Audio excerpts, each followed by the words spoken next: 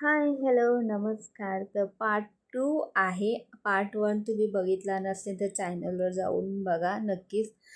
तर तुम्हाला पूर्ण व्हिडिओ कळेल. हा पार्ट 2 आहे आणि इथे आम्ही आमचं डिनर वगैरे पण झालेलं होतं. आता आम्ही थोडंसं इथे फिरतो अजून कॉरिडॉर आणि खूप सुंदर असं आहे महाकाल लोक. आणि आम्हाला थोडा वेळही झाला होता, पण म्हटलं आता आलेलो आहे तर थोडं वेळही झाला तरी चालेल. त्यानंतर मी आणि फ्रेंड आम्ही बरंच म्हणजे फिरलो आणि खूप छान असं वाटत होतं. आणि त्यानंतर मग मला हॉटेलला जायचं होतं, कारण की हॉटेलला गेल्यानंतर आम्हाला सकाळी परत रेडी व्हायचे.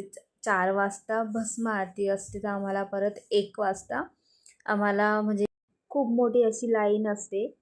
तर मग आता आम्ही इथून लवकर निघणार आहेत. आणि त्यानंतर मग फ्रेंड बोलले की आता थोडंसं आलोस आहे तर थोडं आणखी फिरूया. म्हटलं चला, आलोस आहे तर फिरून घेऊया. तुम्ही बघू शकतात तिकडे मंदिर महाकाल. मला पुन्हा इथेच यायचं आहे सकाळी. आणि आता आम्ही इथे निघालेलो आहेत इथून. आणि ते बघू शकता खूप सुंदर असं वाटत होतं आणि खूप छान फ्रेश वाटत होतं. म्हणजे आम्हाला इथे मिनिमम 11:30 इथेच झाले होते आम्हाला. आणि हॉटेलला गेल्यानंतर पुन्हा आम्हाला साडी वगैरे वेअर करून परत आम्हाला तिथे यायचं आहे. भस्म आरती आम्हाला जायचे, त्यासाठी मग लवकर आम्ही येणार आहेत.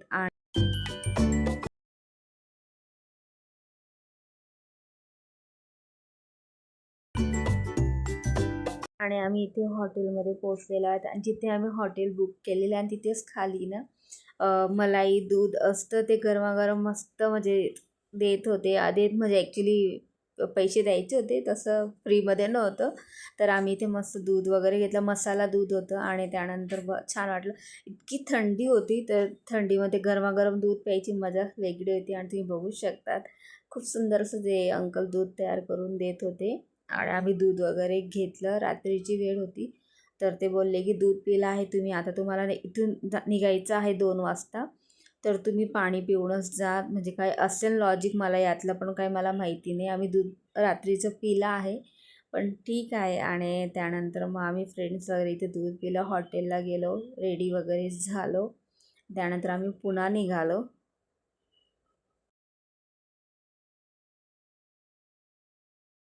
आणि प्रत्येकाची म्हणजे एक असतेच सवय, फ्रेंड्स माझी, की फोटो एक किती छान आपण तयार झालो ना, ते एक सेल्फी आणि एक फोटो काढायचे. आणि आता आम्ही ते एंट्री केली आहे, VIP एंट्री आहे आमची. VIP एंट्री असताना सुद्धा एवढी मोठी लाईन होती, तुम्ही बघू शकतात. आणि हे आता आहे वाजलेले आहेत 2. आणि आम्ही 2 म्हणजे ॲक्च्युली 4 वाजेची आरती आहे, भस्म आरती. आम्ही 2 वाजेपासून इथे येऊन उभे आहेत आणि आम्हाला लेटच झालं. तसं नंतरून आम्हाला कळालं की आमच्या आधी एक एक एक दीड तास आधी येऊन लोक इथे उभे होते. नंतर आम्हाला रिअलाईज झालं की आपण आणखी लवकर आलो असतो.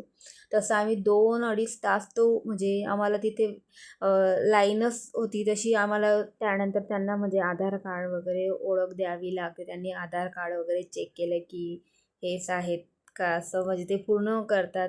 आणि त्यानंतर मग हळूहळू एकेकांना त्यांनी आतमध्ये सोडलं. आणि खरंच सांगते, जेव्हा म्हणजे आम्ही गेलो ना आणि जेव्हा आरती स्टार्ट व्हायला मिनिमम अजून 15-20 मिनटं होते. पण आम्ही जाऊन तिथे बसलो आणि जेव्हा आरती स्टार्ट झाली ना, तो इतकं एक वेगळंच फील होत होतं. म्हणजे मी सांगूच शकत नाही. ते एक असतं ना, म्हणजे माझं माइंडच नव्हतं. मी फक्त महाकाल बाबा बघत होती, एकटक बघत होती. आणि एवढं म्हणजे आरतीचं एक पॉझिटिव्ह एक असतं ना पूर्ण. आणि मी म्हणजे आरती मिनिमम अर्धा 1 तास चालली. आरती होती. त्यानंतर पुन्हा त्यांनी म्हणजे ते एक पूर्ण लाईट वगैरे बंद करतात, ती आरती केली. फर्स्ट आरती होती, सेकंड आरती पुन्हा त्यांनी ते लाईट वगैरे बंद करतात ती होती. त्यानंतर मग भस्म आरती होती. तर भस्म आरतीला त्यांनी म्हणजे ज्या स्त्रिया असतात ना, त्यांनी असं घुंगट करायला लावलं, म्हणजे पडदा करायला लावला होता. तर ते स्त्रियांना अलाव नाही असं ते बोलले होते.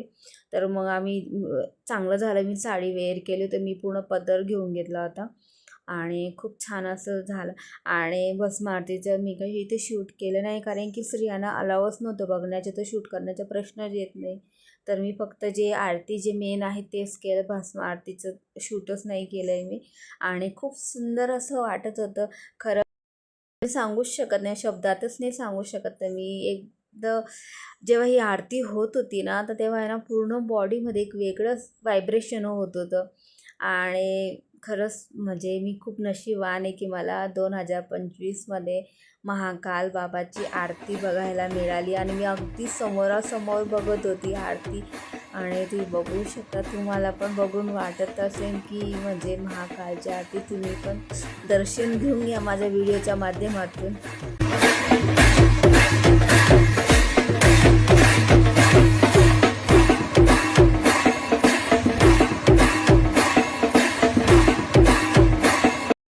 त्यानंतर आम्ही पुन्हा हॉटेलला जातो आहे आणि तिथून गेल्यावर थोडा आराम वगैरे करणार आहे, चहा वगैरे ब्रेकफास्ट वगैरे करणार आहे. कारण की आता झालेले आहेत 7:30 वाजलेले आहेत. आरती वगैरे म्हणजे झाली होती भस्म आरती वगैरे. तर आता आम्ही हॉटेलला जात आहे आणि ते बघू शकतात मॉर्निंग किती सुंदर असं छान नजारा दिसत आहे.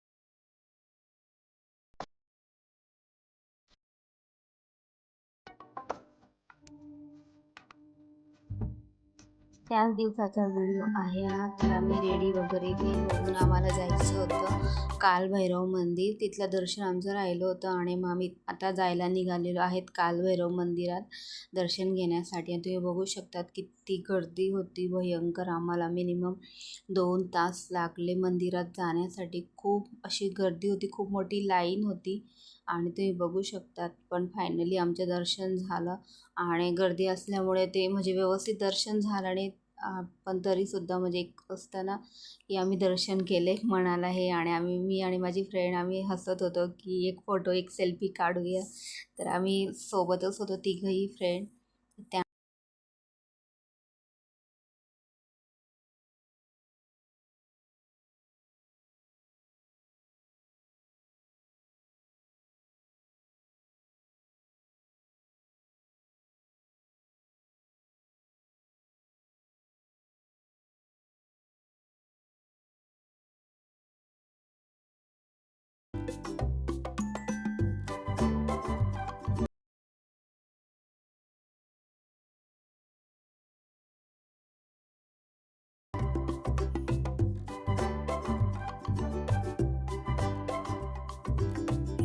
आमचं दर्शन वगैरे झालं होतं कालभैरवचं. आम्ही दर्शन वगैरे घेतलं आणि त्यानंतर मग आम्ही निघालो आहेत ओंकारेश्वरला जाण्यासाठी.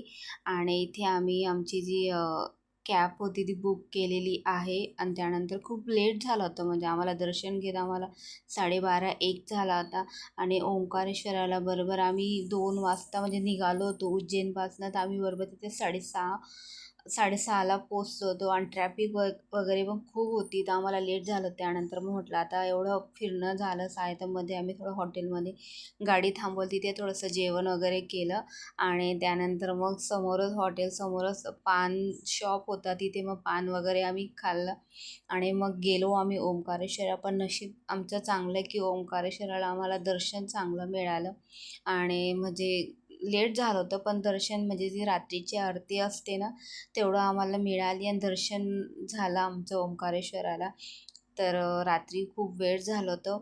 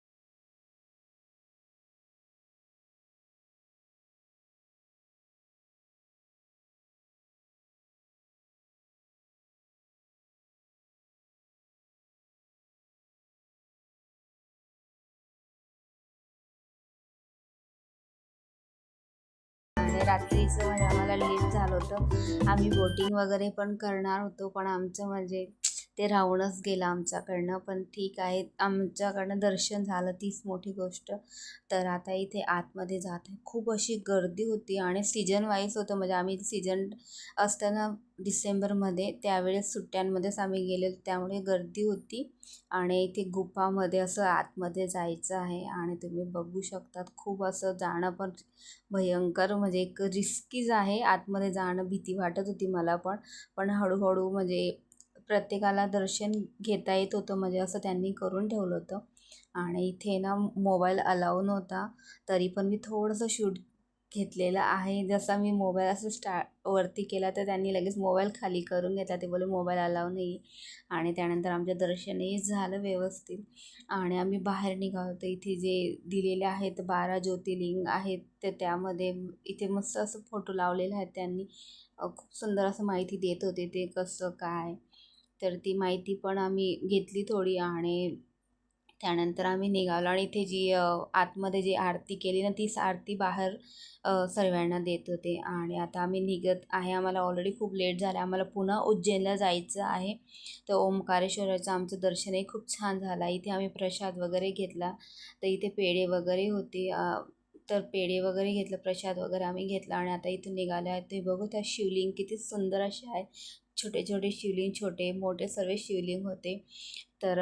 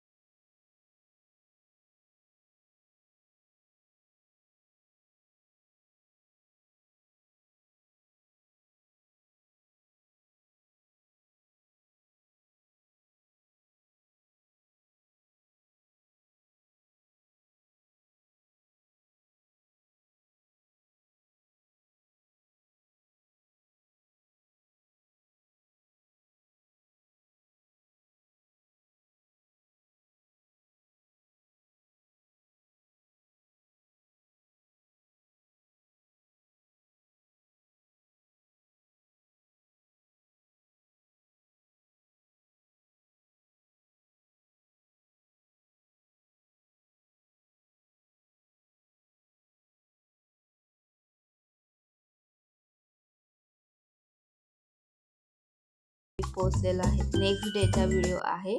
तर उज्जैनला आम्ही थोडंसं मार्केट वगैरे फिरत आहे. आम्हाला थोडी शॉपिंग करायची, तुम्ही बघू शकतात. आणि इथे अतिशय सुंदर असं आहे ना, द्वारकाधीश असं कृष्णाचं मंदिर होतं. तर आम्ही तिकडे गेलो मंदिरात आणि तिथे थोडंसं दर्शन वगैरे घेतलं आणि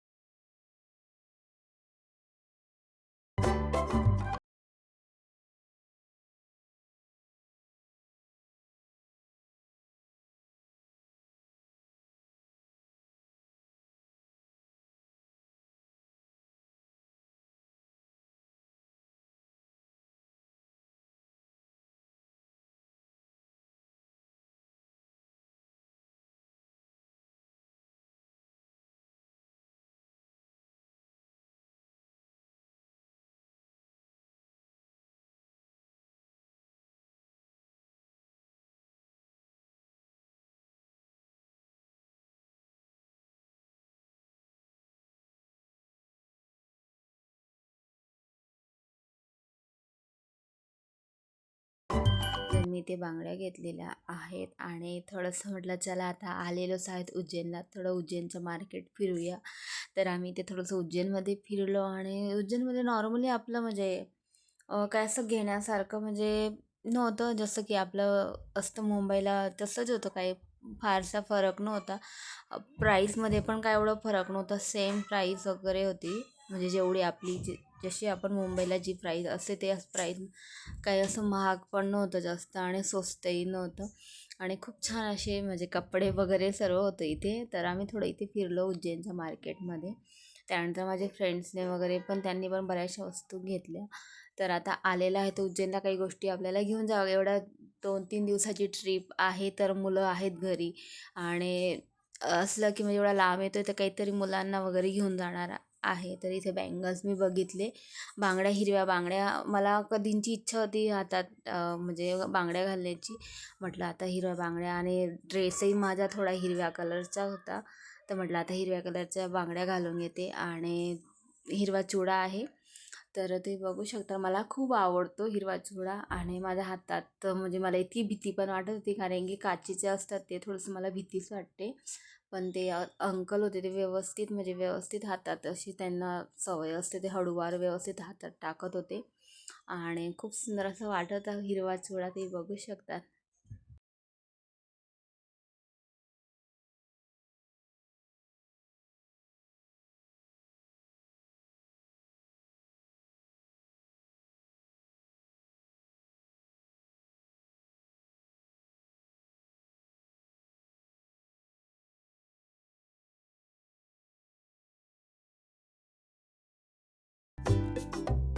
आम्ही पुन्हा गेलो महाकाल लोक, कारण की आमचा जो प्रसाद तो राहिलेला होता घेण्याचा आणि आज आम्हाला मुंबईला निघायचं होतं. आमची आज ट्रेन होती 6:30ला.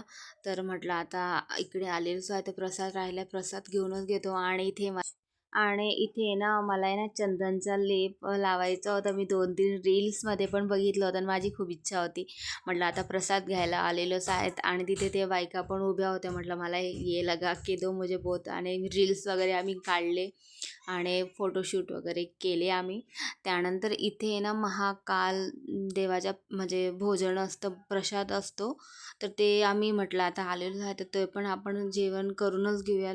खूप छान असा प्रसाद असतो तो. तर आम्ही त्यानंतर मग इथे आलेलो आहेत आणि कूपन वगैरे घेतलं आणि